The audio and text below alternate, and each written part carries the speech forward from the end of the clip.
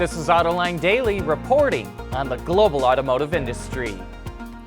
The Trump administration is stepping up its pressure on automakers to support its rollback of fuel economy regulations. Bloomberg reports that during a conference call in late February, the White House told auto executives to go along with its plan or face blowback from President Trump if they decide to side with California.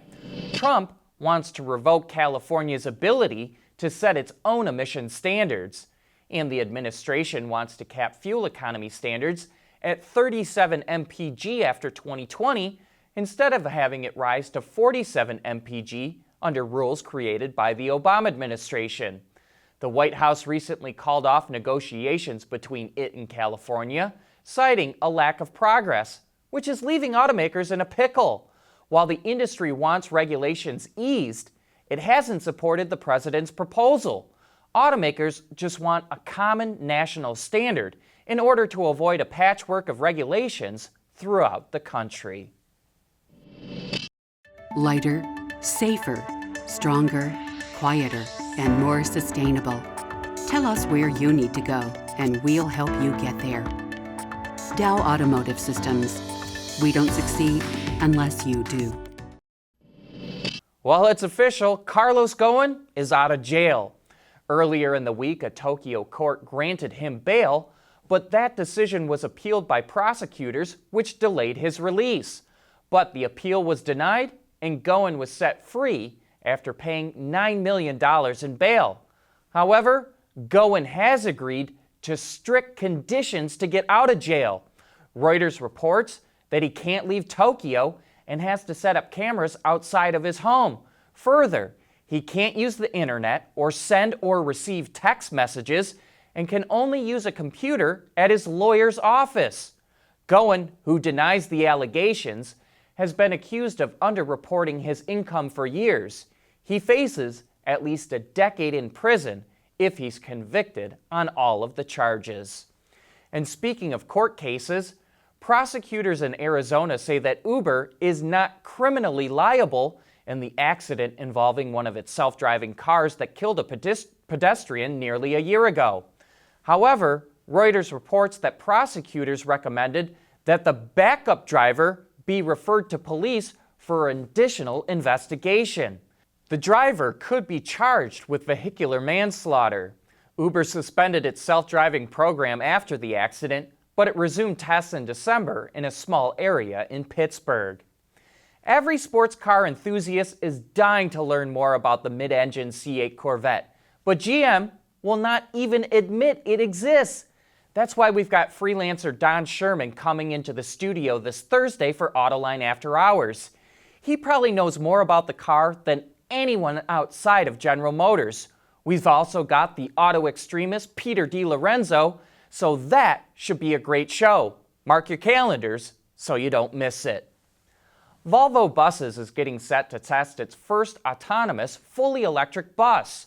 The full-size, 12-meter bus can carry up to 80 passengers, and the company has teamed up with Nanyang Technological University in Singapore to test 2 buses on its campus, with the goal of expanding the route beyond the university and onto public roads.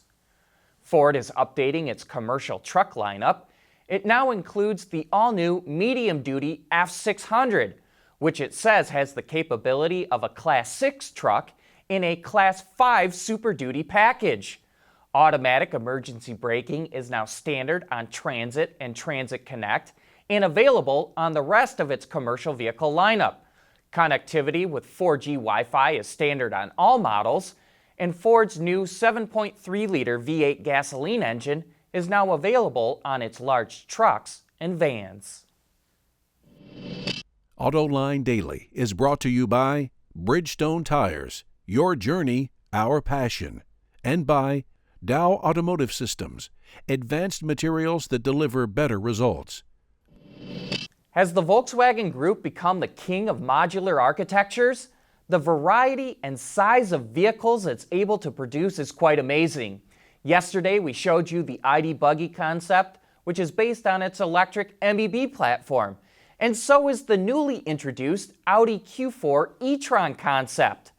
The compact electric SUV is powered by 2 electric motors, one at the front, one at the rear, which combines for 225 kilowatts of total system power and provides acceleration to 100 kilometers an hour in 6.3 seconds. An 82 kilowatt-hour battery pack is said to return 450 kilometers, or about 280 miles of range. Audi says the Q4 E-Tron concept gives an advanced look at a production vehicle that will come out by the end of next year. Speaking of concepts, here's our first look at the Mitsubishi Engelberg Tourer that we teased a little while back. Its wild design is said to convey power and the ability to go off-road with confidence. The Engelberg Tourer is a PHEV powered by a 2.4-liter gasoline engine paired with 2 electric motors, which drive the front and rear axles. A battery that's mounted in the middle of the vehicle provides up to 70 kilometers, or about 43 miles of range. And one thing that kind of jumped out at us is how clean the interior design is. We'd like to see something like it make its way into a production vehicle. And you won't just see new vehicles at the Geneva Auto Show. Goodyear is showing off this wild concept called the Aero, which is a 2-in-1 tire that's designed for autonomous flying cars. The tires work for both driving on the road and as a propeller when the vehicle is in flight.